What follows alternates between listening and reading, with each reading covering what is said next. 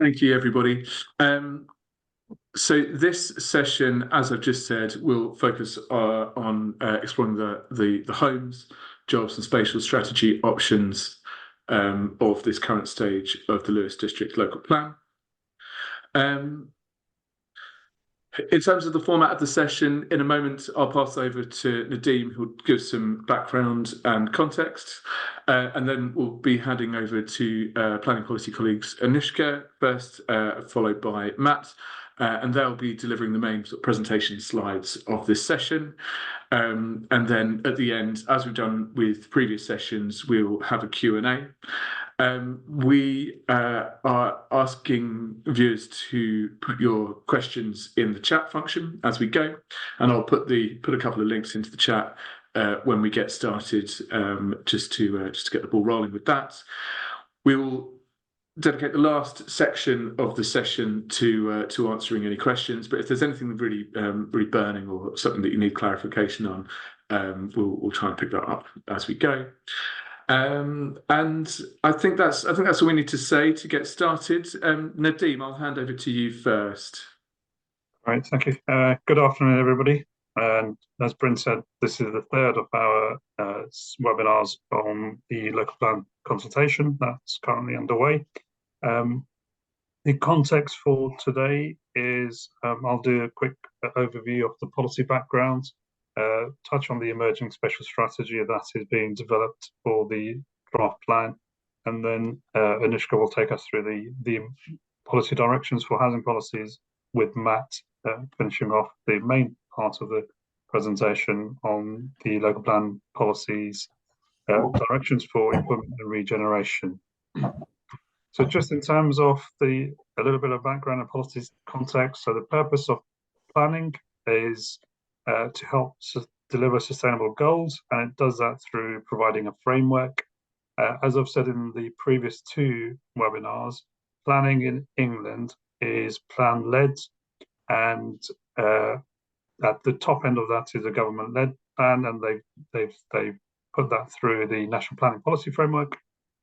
And within England, as I said, we operate in that system. And so what that means is that the local plan is the document through which we will set out policies, and it's those policies which are then used to assess planning applications when they are put to the district council, and for the areas that the plan applies to.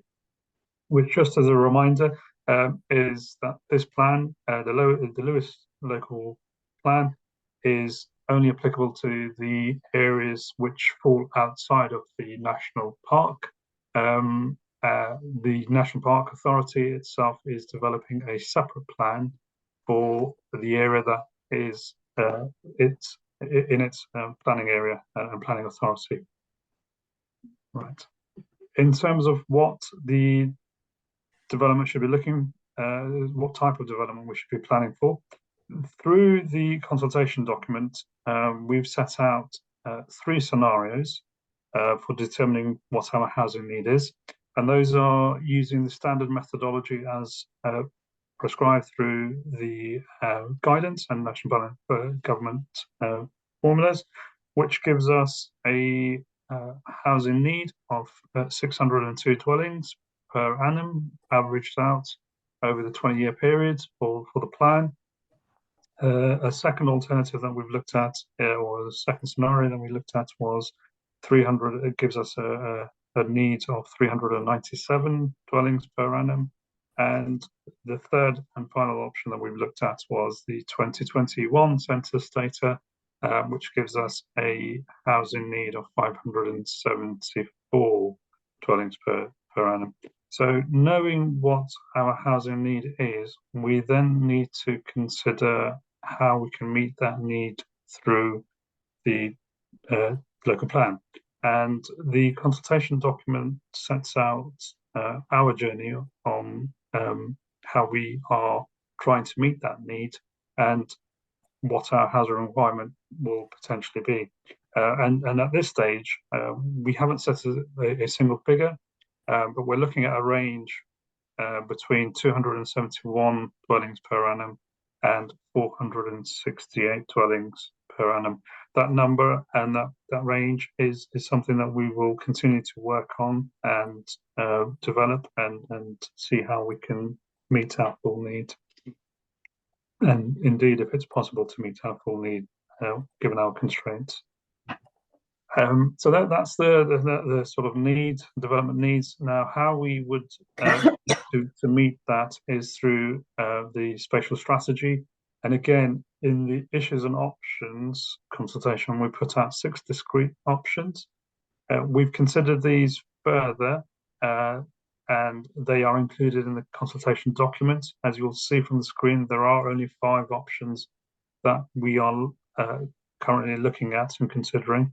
And it's likely that the final strategy, spatial strategy, will be a blend of either all 5 of the options or a mix of them.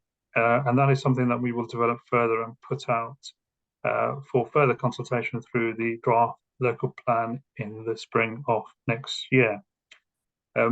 You'll see that option 6, which was a new standalone development, that hasn't come through at this stage, and that is something that we will or may need to go back and look at should there be further new evidence which counts as what we've used to date to make that assessment. That is a quick run through in terms of the policy context and the background to it. I'm going to hand over to Anushka, who will take us through the housing policies and the policy directions for the housing policies that we are looking to develop for the local plan. So Anushka, over to you. Thank you, Nadeem.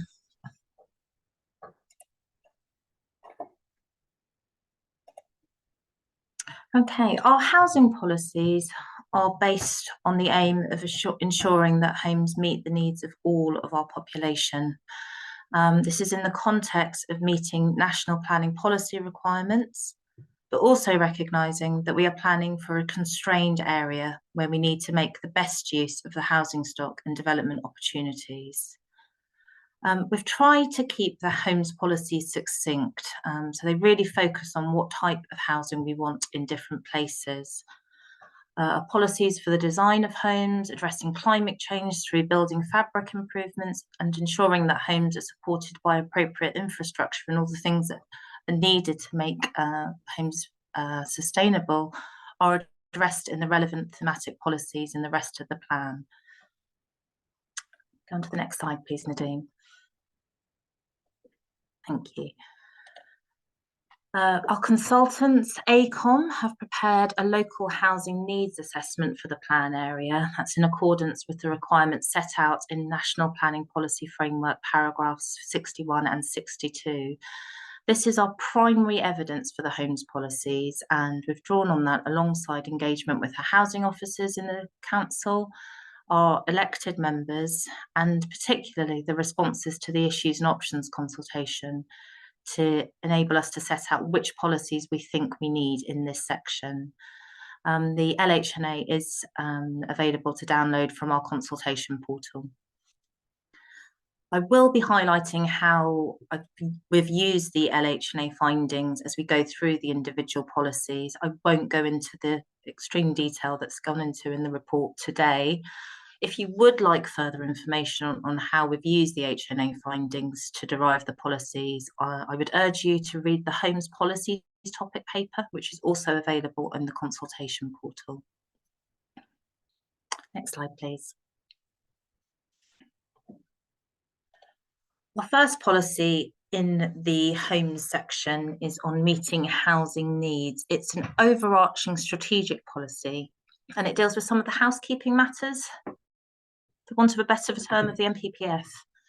We are required to demonstrate that our land supply is diverse and includes both small and large sites.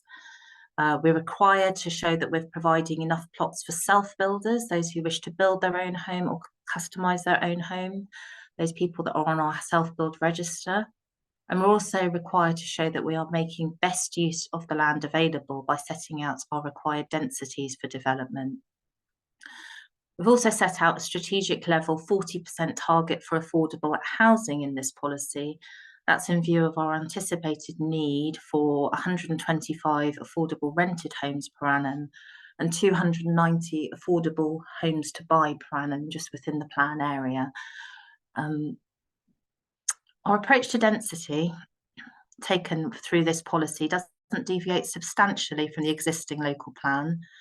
What we want to do is standardise that approach. We want to look at the density in terms of the net developable area of the site using the Royal Institute of Chartered Surveyors methodology. We did undertake a density assessment to look at development that was planned and has been built over time in the plan area. And what we found was that development was taking place at a really wide range of densities in different places. That's primarily in response to design considerations. That assessment is set out in Appendix 10 of the Land Availability Assessment, and it's also referred to in the Housing Topic paper.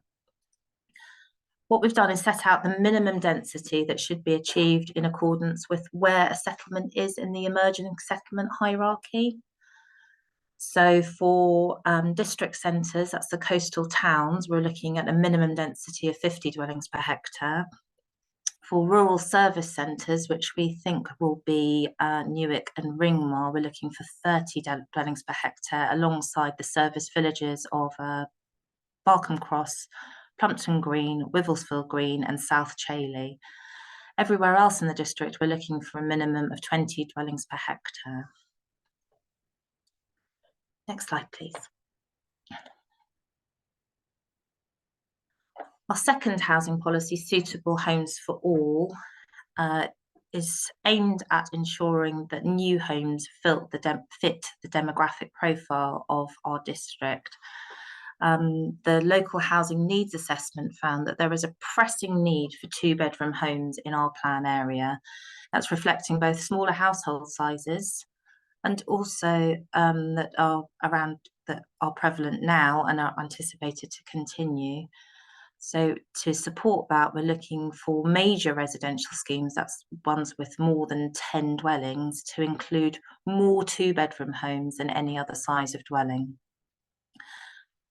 This approach aims to support vulnerable people who need on-site care, people who are looking to downsize their home, for whom perhaps moving from a family home to a 1-bedroom flat would be a difficult step, those who work from home and smaller families.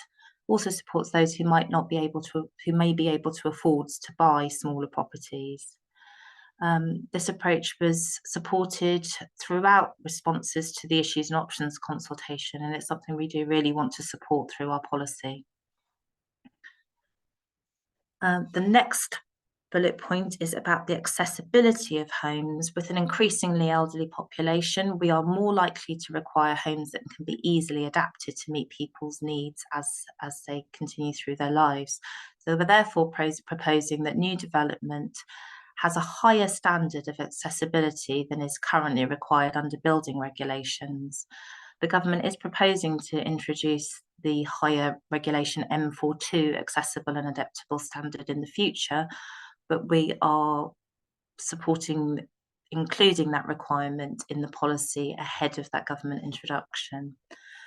Our consultation responses also supported the setting of generous internal space standards for new development. We are somewhat limited by paragraph 130 of the NPPF. So we need to do this with reference to the nationally described space standards. So we're proposing to put that forward in this policy too. I should note just at this stage, these requirements may be costly in viability terms, and it may be that some more larger homes are required in the development mix for individual schemes, because we also need to support the viable provision of affordable housing as a priority for our district. Next slide, please, Nadine. Our proposed approach to affordable housing builds on the existing policy, but takes a somewhat pragmatic view with regards to what is actually delivered on the ground in housing schemes. We propose to continue with our adopted plan-wide target of 40% affordable housing provision. While the need for affordable housing is likely to exceed this figure, it's highly unlikely that viable market development can come forward under a higher percentage requirement for affordable housing. And we do need to be able to demonstrate to a planning inspector that the plan's policies are deliverable. What we're proposing to do is to make use of a commuted sum approach to reflect the two very different areas that we are planning for within our plan area. High levels of affordable housing need are generated in the coastal towns, and that's not necessarily where most market development will be located in view of our housing land supply. The people that are in affordable housing need require homes in locations that work for them and their families. This whole plan approach to the policy means that the policy supports the achievement of realistic levels of on-site affordable housing delivery across the district, and that's with a view of achieving mixed and balanced communities. What we're proposing is that smaller schemes, those of up to 100 dwellings, deliver a minimum of 25% affordable housing on site, and that larger schemes, those of more than 100 dwellings, provide 30% on site provision. The next step is then to meet that overarching 40% affordable housing requirement. So we've introduced some flexibility into the policy so that the remainder of the contribution can be made up either as provision on site or through a commuted sum payment. This supports the accumulation of an affordable housing fund, which the council can then use to spend in the district where housing need for affordable housing is most acute, or where opportunities exist that may not come forward without that financial support. It also means that it's easier to require developers who have not met the 40% contribution on viability grounds to make a contribution at a later date, where we will be requiring that the schemes are reassessed to ensure that we are maximising affordable housing contributions. In terms of the type of affordable housing we'd like to see come forward, the HNA has found that there is a pressing need for affordable home ownership products in the district, but there is also a pressing need for homes for rent. Our corporate priority is to house people in need of a home first. So this prioritising of homes for rent that we've set out in the policy is in accordance with that. The HNA found that those with lower quartile incomes, that's people with the lowest household incomes, were unable to afford affordable rented products. Market rents in the plan area are so high that a 20% discount, which is what is set by affordable rented products, that 20% discount still makes that home unaffordable to those with low incomes. So we're aiming to increase the very limited supply of social rented homes in the district. With regards to affordable home ownership products, the new build premium does apply both to new build homes in the market and to new build homes that would be offered for affordable home ownership. In some cases, that discounted price may be little more than a similar property in the general second-hand home market. To address this, we've proposed that home ownership products should be priced at a level affordable to those with median household incomes.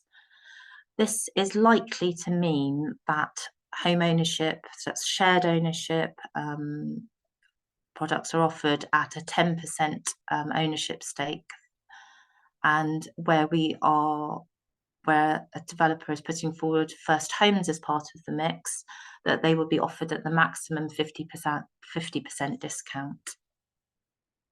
Again, this will be an expensive approach and it will impact on development viability, so flexibility will be needed and the whole approach will be tested under the whole plan viability assessment to make sure that it can be delivered. Next slide, please. Policy 4 of the homes section looks at specialist accommodation for vulnerable people. This includes elderly people, disabled people, people who might be in need of care in some way. But hoping, we are aiming to ensure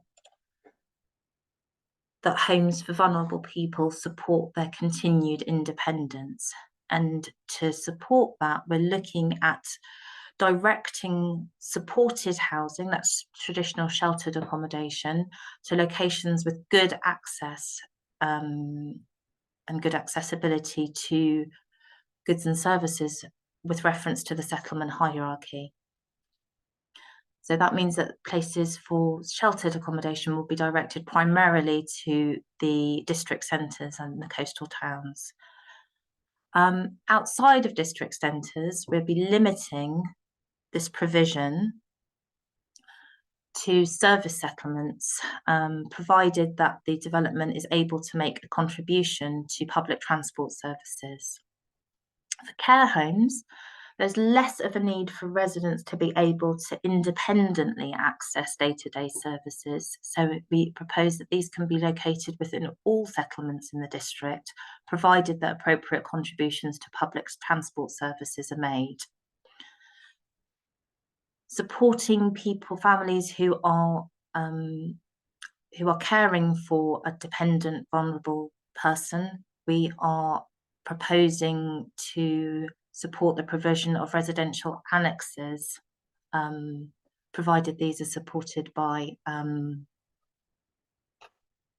evidence that this is for a vulnerable person. This is accommodation for a vulnerable dependent.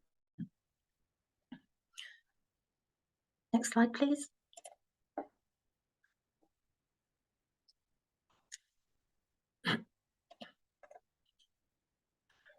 Policy 5 is for new residential development in the countryside. It continues the rural worker provisions as adopted in LPP, as adopted in the Local Plan Part 2, but also extends the rural exception site policy to allow some market homes where there is no grant funding to support the viability of those developments.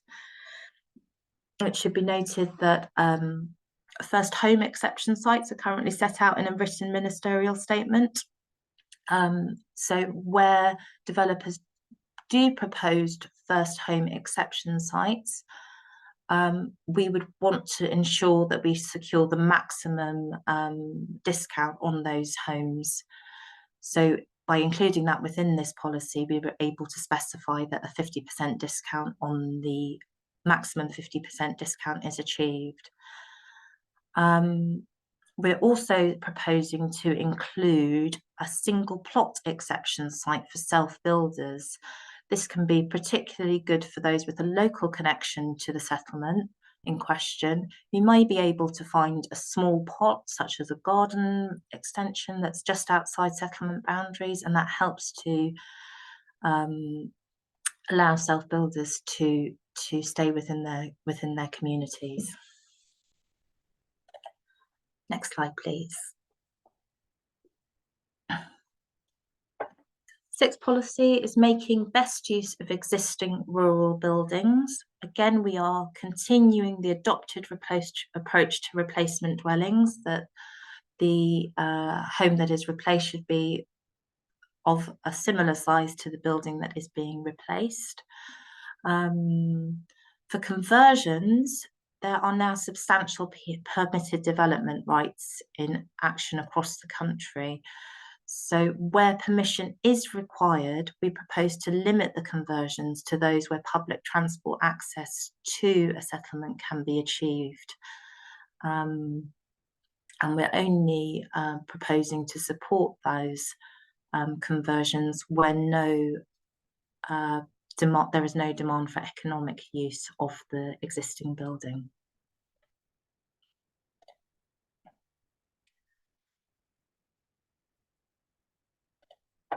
Policy 7 is the making best use of the existing housing stock, and again it reflects our need to retain and increase our supply of 2-bedroom properties across the plan area.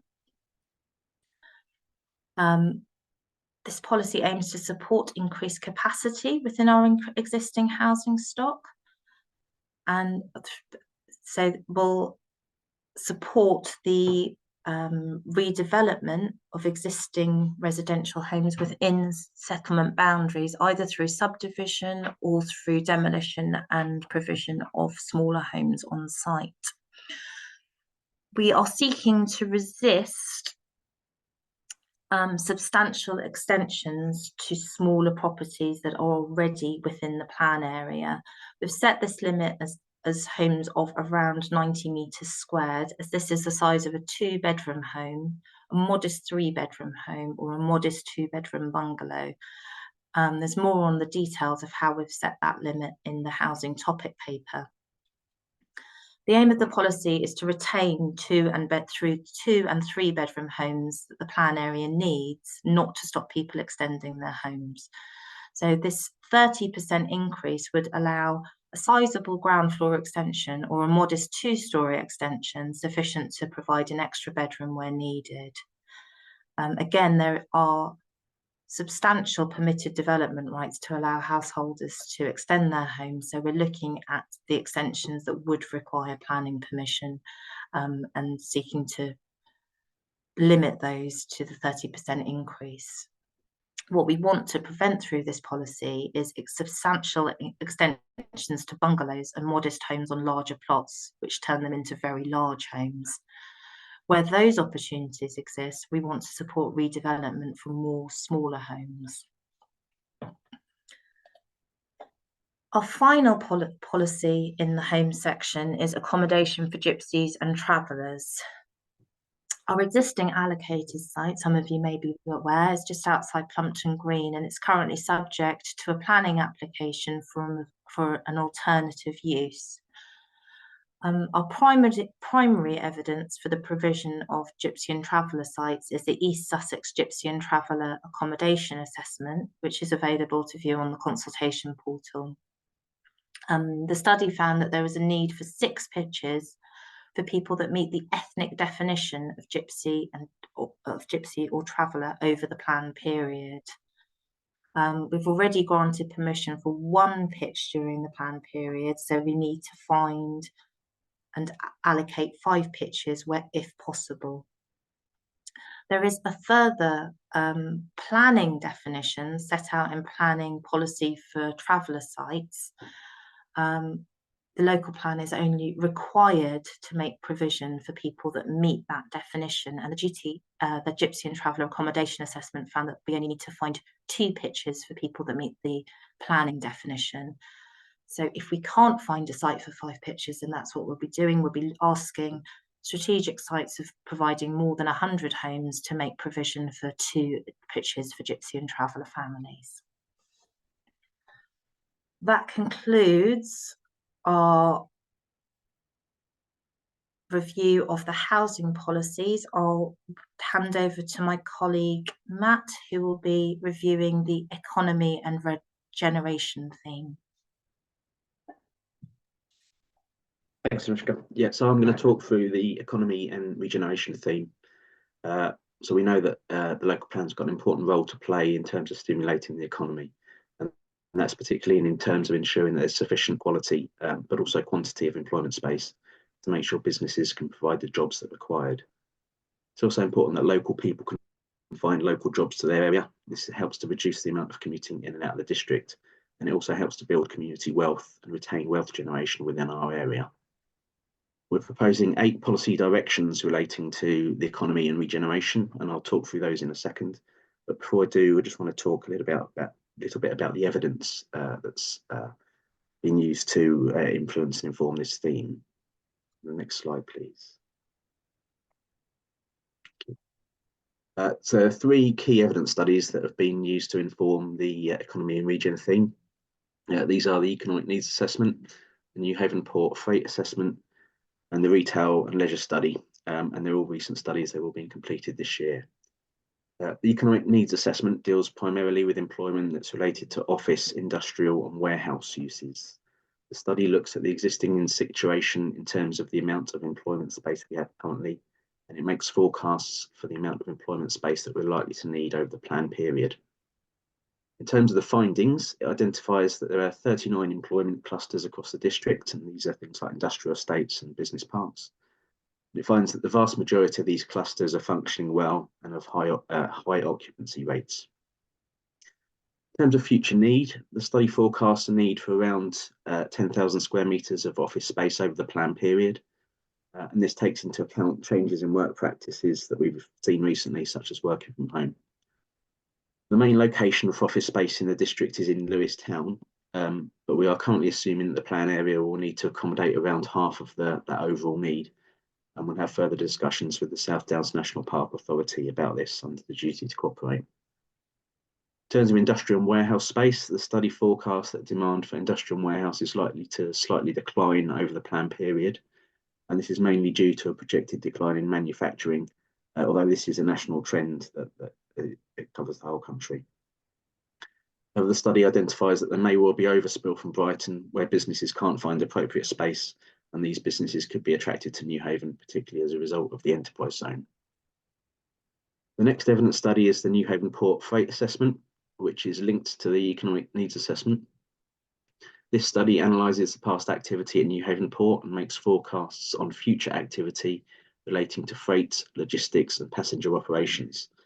This is so that we can identify opportunities for how the new local plan can support Newhaven Port as a key strategic economic asset for the district. The findings from the study forecast some growth in demand for cargo through Newhaven Port. It identifies the ability of the port to accommodate growth is significantly constrained by the lack of land available for expansion. The retail and leisure study looks at a different part of the economy, and it focuses more on retail and commercial leisure uses, the types of use that are usually found in town centres. The study looks at how retail markets and demand for retail space has changed, particularly as a result of issues related to COVID, and it makes forecasts for the amount of retail and commercial leisure space that we're likely to need over the plan period. It also undertakes health checks on our current town centres and designated shopping areas. The findings of the study are that we're likely to require a small additional need of 750 square metres of floor space for convenience retail. So that's shops that sell the sort of things that you need on a day-to-day basis. And this need is particularly identified in Seaford Town Centre. The study also identifies that there will be an oversupply of comparison retail space over the plan period. But again, this is not considered to be uncommon. It's a national trend, and it's mainly as a result of the growth in online retailing. And all three of those studies are available on the consultation portal. Next slide, please. So moving on to the policies. The first policy is policy E1, meeting economic needs. As previously mentioned, the economic needs assessment anticipates that there'll only be a small requirement for new additional employment floor space, and that's specifically office space. And therefore, the priority should be to concentrate on protecting the employment space that we already have and seeking to improve the quality of the stock where it's possible to do so. Therefore, the policy direction is to resist the loss of existing employment land to other uses unless it can be fully justified that the employment space is no longer required. The policy direction specifically identifies well-performing clusters where it will be particularly important to resist the loss of employment space. The limited need for additional employment space means that we've not sought to allocate any additional sites over and above sites that are already operating or those with an existing permission or are allocated within an existing plan.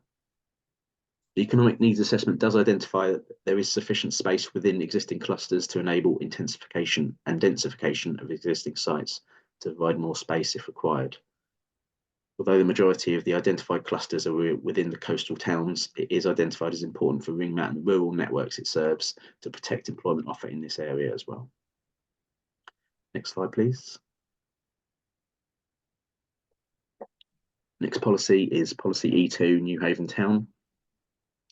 Newhaven is identified as a priority location for employment growth in a number of strategic economic plans and strategies, and it's also been identified in the economic needs assessment as a key location for providing and protecting employment space. We know that the Newhaven enterprise zone drives higher demand for employment space, and there could also be greater demand in Newhaven over and above that projected, as a result of potential overspill effect from Brighton, as I previously mentioned. Newhaven also has a number of grant-funded regeneration projects that will deliver real change to the town, and it's important that the local plan supports these and any other future opportunities to secure funding. With this in mind, the policy would support the provision of new and improved employment space within Newhaven, and particularly within the Newhaven Enterprise Zone. The policy would support the intensification and densification of existing employment clusters in the town, and would particularly encourage employment development that seeks to improve the quality by replacing ageing and poorly maintained buildings with higher quality employment space that meets modern standards, including transitioning to net zero. Next slide, please. Next policy is policy E3, Newhaven Port. So as previously mentioned, Newhaven Port is a key economic asset for the district, and job creation opportunities related to the port are vital for the regeneration of the town. The freight study has identified that only moderate growth is possible based on the existing infrastructure at Newhaven Port, and this is due to the lack of land available for further development. Therefore, the policy direction is to support proposals that maximise existing operations and the land that is already in use, as well as seeking to capitalise on the use of the railhead and sidings to support freight by rail. In order to address the lack of land availability, it's proposed to retain the existing allocation of land at East Quay, which is the site known as E1 in Local Plan Part 2, to support the expansion of the port. And next slide, please. Next policy is policy E4, local labour agreements. These local labour agreements are ways of encouraging new development to provide employment and training opportunities, both through the construction phase of development, but also when new commercial development is operational. Over the last few years, there's been a pilot in Newhaven that's required certain types of development to support employment and training in the local area through local labour agreements, and we're now keen to extend this policy across the rest of the plan area. The policy direction will require local labour agreements on residential development of 50 homes or more, or commercial development that provides 1,000 square metres additional floor space, or would create 25 or more new jobs.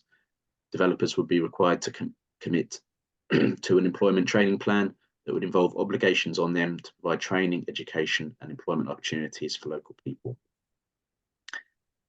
Next slide, please. Next policy is E5, rural employment. So we know that employment should not be entirely focused on the coastal towns, and there are a number of well-performing employment clusters in the more rural areas that need to be supported. And this is particularly important to help reduce the need to travel and to support those rural communities. In particular, farms and small rural industrial estates provide an important employment opportunity for people in rural areas, and often provide services to local people, and also help to support the local food growing industry. This policy direction will support proposals for diversification schemes that enable continued operation of farms, particularly where they are engaged in sustainable land management or renewable and low carbon energy. However, employment-related developments in rural areas that are not agricultural related should first demonstrate it's not possible for those businesses to be accommodated within the existing employment clusters within those rural areas before any non-cluster locations would be acceptable.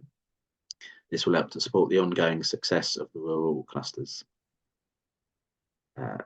Next slide, please. Next policy is E6, retail and town centres. We know that town and village centres play an important role in communities, particularly in terms of providing local access to services and facilities that people need on a day-to-day basis. We're keen to support these centres through the local plan. Now, at the same time, we need to acknowledge that the retail environment is changing, particularly due to the growth in online shopping, and also as a result of changes to permitted development rights. The policy direction is to follow the NPPF requirement to set a hierarchy of designated shopping centres, whereby new retail development should firstly be directed towards the designated centres, as identified on the slide here, before sites on the edge of centre or out of centre are considered. We'd also look to resist the loss of retail and leisure uses within existing centres where possible, and ensure that new retail and leisure space is well connected to sustainable transport networks. Next slide, please. Next policy is E7, visitor economy. Tourism continues to be a significant contributor to the economy of the district, and it's important that tourism continues to be appropriately planned for. Within the district, we recognise that there are broadly two types of tourism: coastal tourism and rural tourism, and each type is dependent on its environment. It's important that the local plan encourages opportunities for the development of the visitor economy, and the policy will encourage proposals for sustainable tourism. Proposals will be supported where they are appropriate to their location, both in terms of the environment and the type of tourism, and where they provide local employment. The policy will also seek to protect existing tourist attractions and facilities. Next slide, please. And finally, policy E8, equestrian development. We know that the riding and keeping of horses are popular leisure pursuits in the district. Equestrian development and businesses contribute to the rural economy to the region of £5 million. Policies are usually restrictive to new development in the countryside, but the countryside also provides an attractive environment for horse riders and good access to the bridleway network. So it's important that we consider some flexibility where it supports the rural economy. We acknowledge that the equestrian development should be considered as part of the rural economy. As such uses are often located within the countryside, the policy will set out how it is important that landscape considerations are taken into account in new equestrian development, and also that these locations are well connected to the public bridleway network. And that is the economy and regeneration theme. So I'll hand back to Nadeem. Thank you.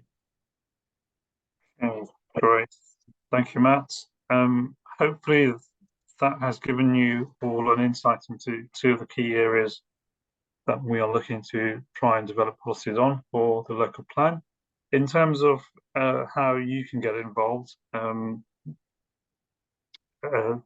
the consultation, the consultation is open until the 28th of February of next year, and it's really important that you do tell us what you think and give us your views on that.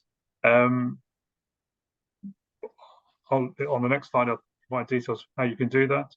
In terms of the webinars and the series, we have two further webinars next week. The first one on Monday, the 18th, at the same time, on the same channel, where we'll look at biodiversity, green and blue infrastructure, and more widely the environment theme of the local plan. And then on Wednesday, which would be our final webinar, we'll conclude with presentation on the infrastructure, community facilities and design aspects of the local plan. We will, in the new year, in January, be about in the district in various locations. We're currently just confirming those locations, and once we've got those, we'll put them up on the consultation website. So I would encourage you all to visit that and keep looking at it. In terms of responding to the consultation, we would prefer that you provide your responses through the consultation portal. The QR code on the screen, if you take that from your phone, it should take you to the website, and you'll be able to then log in to and provide your comments. The benefit of doing that is it then means that we don't have to input all of your responses that we would get either in an email or in another way into the system, and also we would then have to come and ask you a lot of questions under data protection before we put those in there. That, I believe, Bryn, is the end of the presentation, so I'll stop sharing my slides and then we can move to the Q&A section. Thanks very much, Nadeem. And so the first question I will actually put to you. We've been asked if we've had a heads up on the report published in the media that the new national planning policy framework is being announced tomorrow. Do you have an inside track on that? Nothing's come in officially to warn us off that, but we've been waiting for this for a while, and there was something earlier on in the week in the press and on the grapevine saying that we were expecting something from government on that this week. Okay, thanks, Nadeem. The next question I'll put to Anushka. In terms of, so it's about performance to date on affordable housing and the fact that it's fallen below targets. One site even didn't quite reach the government minimum of 10%. What steps are being taken to improve this and to challenge developers' viability assessments?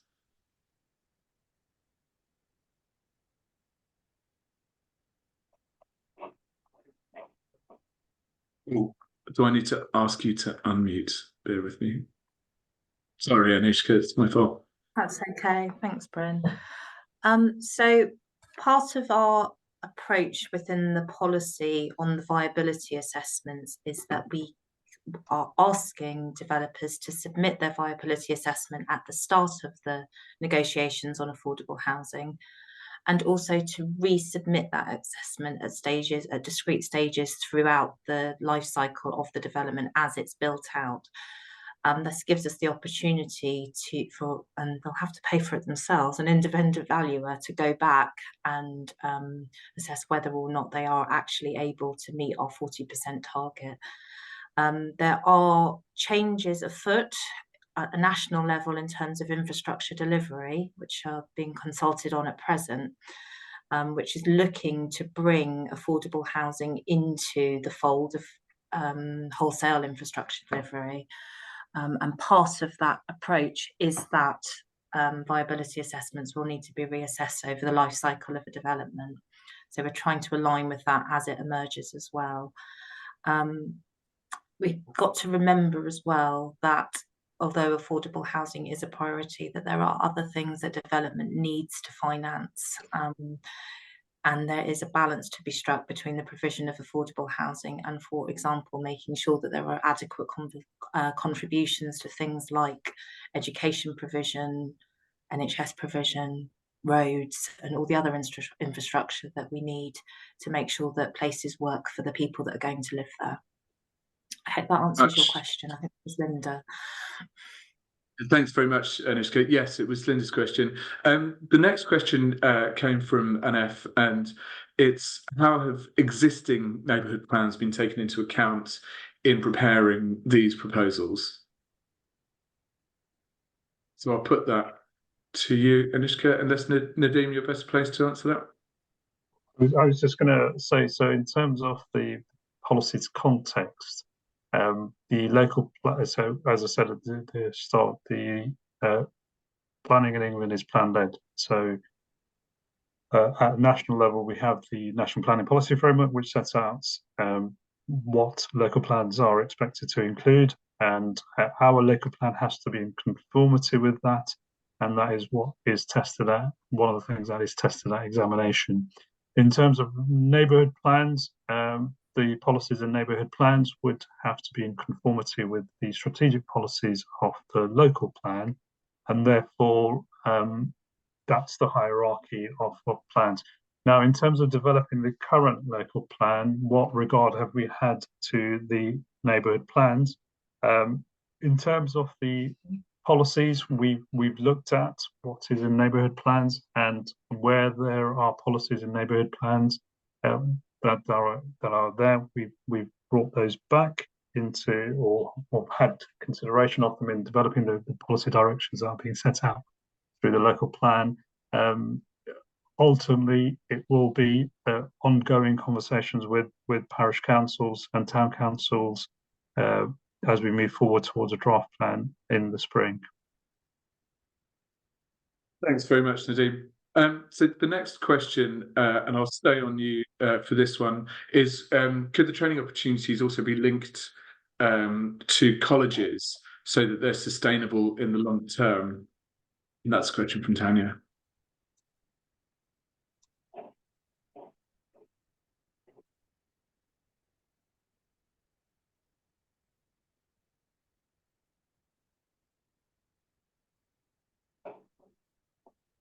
Sorry, I think I'm having a couple of connection issues there.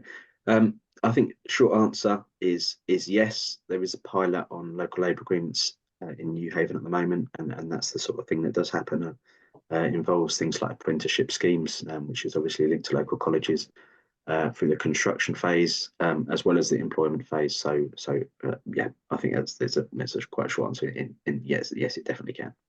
Thank you. Thank you, Matt. And Nadeem, I'm going to make this our last question, mindful of time. What happens if a developer fails to meet or becomes unable to meet the affordability agreements during a development? That's, as Anushka alluded to earlier on, it is an issue of viability. We would have to have those conversations with the developer at that time, see what is possible. Thank you very much, and thank you again to all of the planning policy colleagues who've attended this session, and indeed to everyone who's given up their lunch hour to join us today. As I've said, the recording will be available via the planning portal website later on today. If there's anything you'd like to watch back, or indeed share with colleagues or friends or family. There was another question specifically about commuted sums, and Nadeem, I asked if we could respond to that in the FAQs or directly, because I think it's perhaps a level of detail that we might not be able to get into right now. But just lastly, a reminder of Monday's session, which will be at the same time, 12 o'clock, and on the same link, and details of that available on the page that I've dropped into the chat. Thank you very much indeed, again, everybody, for being here, and I hope to see you at the next session. Thank you. Bye.